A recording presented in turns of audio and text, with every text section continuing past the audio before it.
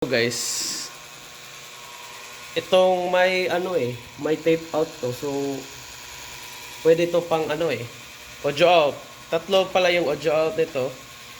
Ito yung main, ito yung second, ito yung pangatlo, ito. Oh, ayun. So sa mixer kong isa ko kinabi kasi nandyan yung headset na headset yan nakita nyo oh, mas maganda to kasi may phones, then yung yung plug nito is 3.5. Oh, tingnan nyo guys ha. Pasla ko yung balik. Okay, saka lang. Asan ko pala? Sige. So ito yung old mixer ko since 2019 pa yan. So ito yung 3/4. Ito yung kinagbit. Ayun. So tinest ko kanina, wala namang wala namang problema sa sounds nito kasi nilink yung dalawang mixer. Ayun.